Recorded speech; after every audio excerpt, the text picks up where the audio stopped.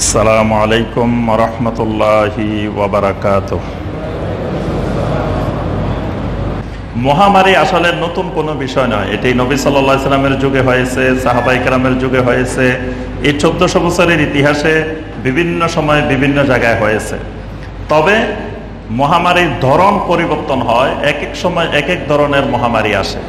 বর্তমানে আমাদের কাছে নতুন ধরনের এক মহামারী এসছে, করোনা ভাইরাসের মহামারী। তো মহামারীর ব্যাপারে কোরআন সুন্নাহ শরীয়তের অনেক বিধিবিধান আছে। তা আমরা এখানে সংক্ষেপে শুধু কয়েকটি বিধিবিধান আলোচনা করার চেষ্টা করেছি, যেটি সমস্ত মুসলিম উম্মার জানা প্রয়োজন। তো আমরা গত খুতবায় এখান থেকে 3টি বিষয়ের আলোচনা আসছে এই প্রবন্ধের মধ্যে, যে যখন মহামারীর পরিস্থিতি সৃষ্টি হয় তখন 3টি বিষয়ে মুসলিম উম্মার খেয়াল রাখতে হয়। একটি হলো, মানুষ যখন বিপদে পড়ে তখন মানুষের ঈমান আকীদা নষ্ট হয়ে যায়। এই জন্য আল্লাহ রাসূল সাল্লাল্লাহু আলাইহি ওয়াসাল্লাম বলছেন, দারিদ্রতা মানুষকে কুফরের নিকটবর্তী করে দেয়। মানে দারিদ্রতার কারণে মানুষ ঈমানও হারাই ফেলতে পারে। ঠিক এরকম মুসিবত আসলে মানুষের ঈমান হারা হয়ে যায়। তো এরকম মহামারীটা একটি বড় মুসিবত। এই মুসিবতের কারণে অনেক মানুষ ঈমান হারিয়ে ফেলতে পারে। এই জন্য মহামারীকালীন আকীদাকে, ঈমানকে বিশুদ্ধ রাখা এটি জরুরি একটি বিষয়।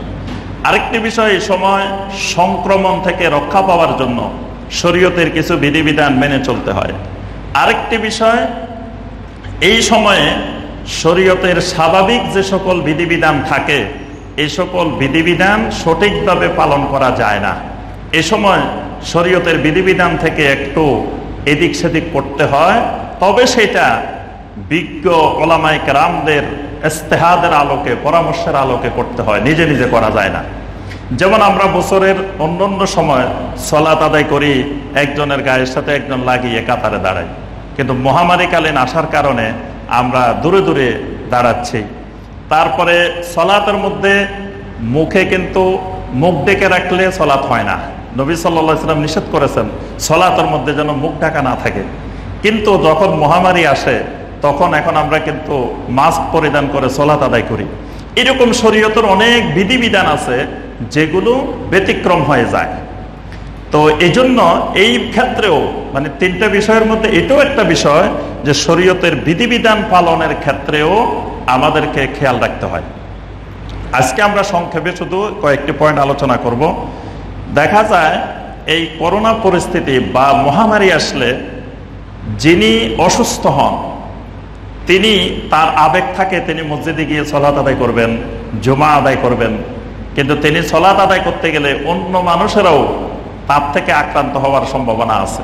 তাহলে তিনি এখন সালাত আদায় করতে গিয়ে অন্যদেরকে সংক্রমিত করা মানে উনি নিজে অন্যদের ক্ষতি করলেন, অন্যদেরকে তিনি অসুস্থ করে দিলেন, তার ভাইরাসটা, মহামারীটা তিনি ছড়াই দিলেন। এর দ্বারা তিনি কিন্তু ভালো কাজ করেন নাই, তিনি ইবাদত করেন নাই, বরং তিনি গুনাহের কাজ করছেন।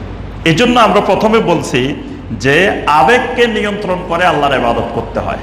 আল্লাহর ইবাদত বাস্তবতার আলোকে দলিল নির্ভর আল্লাহর ইবাদত করতে হয়, কোনো আবেগের ভিত্তিতে আল্লাহর ইবাদত হয় না। এই জন্য আল্লাহ রাসূল সাল্লাল্লাহু আলাইহি ওয়াসাল্লাম বলছেন, ওয়াফিররা মিনাল মাজজুমে কামা তাফিররু মিনাল আসাদ। বাঘ থেকে তোমরা যেরকম পালাও, কুষ্ঠরোগী থেকে তোমরা এরকম দূরে থাকো। অর্থাৎ কুষ্ঠরোগীর সামনে গিয়ে, কুষ্ঠরোগীর সাথে গিয়ে তুমি বসে থাকিও না। অর্থাৎ এরকম মহামারীতে আক্রান্ত ব্যক্তিদের পাশে গিয়ে তুমি বসে থাকিও না। আল্লাহ রাসূল সাল্লাল্লাহু আলাইহি ওয়াসাল্লাম এখানে স্পষ্ট নির্দেশনা দিয়েছেন।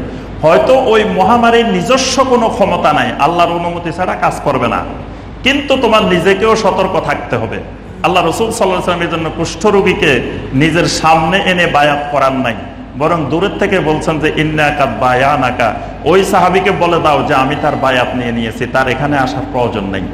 এই জন্য শরীয়তের এই নীতিমালা খেয়াল রাখতে হবে, লা দরারা ওয়ালা দারারা, যে আমি নিজেও ক্ষতিগ্রস্ত হব না, অন্যকেও আমি ক্ষতিগ্রস্ত করব না। তো সুতরাং মহামারীতে আক্রান্ত হওয়ার কারণে যদি আমার আশঙ্কা থাকে আমার দ্বারা অন্যরা ক্ষতিগ্রস্ত হতে পারে, অথবা অন্যের দ্বারা আমি ক্ষতিগ্রস্ত হতে পারি, তাহলে আমাকে এই ক্ষেত্রে সতর্কতা অবলম্বন করতে হবে। এবং আমি যদি এই কারণে জুমায় হাজির হইতে না পারি, জামাতে হাজির হতে না পারি, আল্লাহ রাসূল সাল্লাল্লাহু আলাইহি ওয়াসাল্লাম বলছেন, ইজা মারাদাল আবদু আও সাফারা কুতিবা লাহু মিসলু মা কানা ইয়ামালু মুকিমান সহিহা। কোন ব্যক্তি সফরে অথবা কোন ব্যক্তি অসুস্থতার কারণে আগের মতো ইবাদত বন্দেগী করতে পারে না, তাহলে সেই ব্যক্তি সুস্থ অবস্থায় মুকিম অবস্থায় যে ধরনের ইবাদত বন্দেগী করত, আল্লাহ রাব্বুল আলামিন তাকে সেই পরিমাণ সওয়াব দান করবেন। সুবহানাল্লাহ।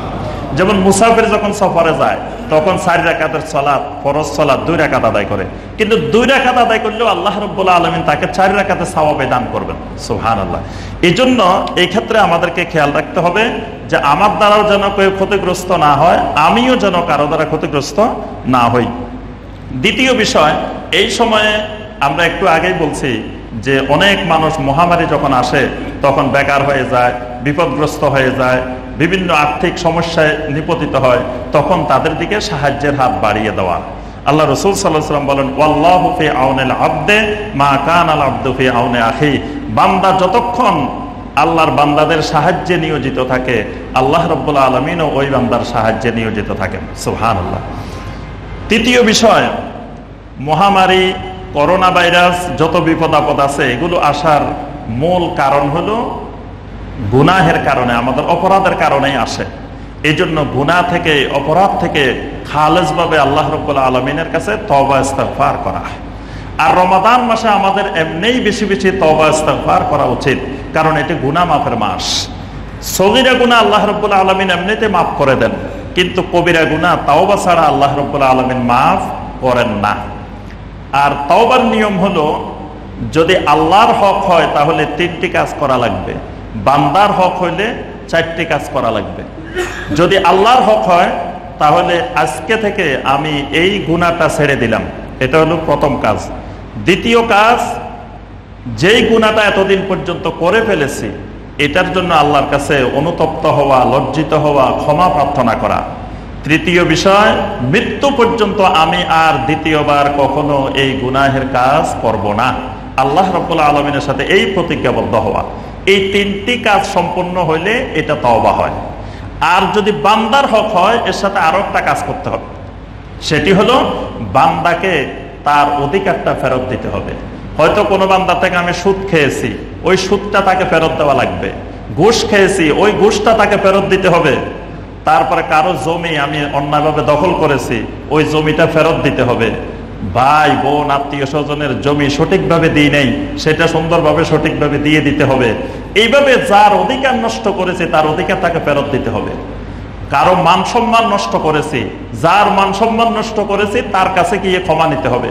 কারো গীবত করেছি, যার গীবত করেছি তার কাছে গিয়ে নিজেকে সুপর্দ করতে হবে যে ভাই আমি তোমার গীবত করে ফেলছিলাম, তুমি আমাকে মাফ করে দাও, না হয়তো আমাকে আল্লাহ মাফ করবেন না। এইভাবে বান্দার অধিকার বান্দাকে ফেরত দিতে হবে, তাহলে এটা তাওবা হবে। এই জন্য মহামারীকালীন এবং এই রমাদানে আমাদেরকে খালেজভাবে সমস্ত গুনাহ থেকে তওবা করা দরকার, এবং সমস্ত গুনাহের কাজ বন্ধ করা, সবর ধরা, এগুলো আমাদের বর্তমান পরিস্থিতিতে খুবই জরুরি কাজ। আল্লাহ রাব্বুল আলামিন আমাদের সবাইকে তৌফিক দান করুন।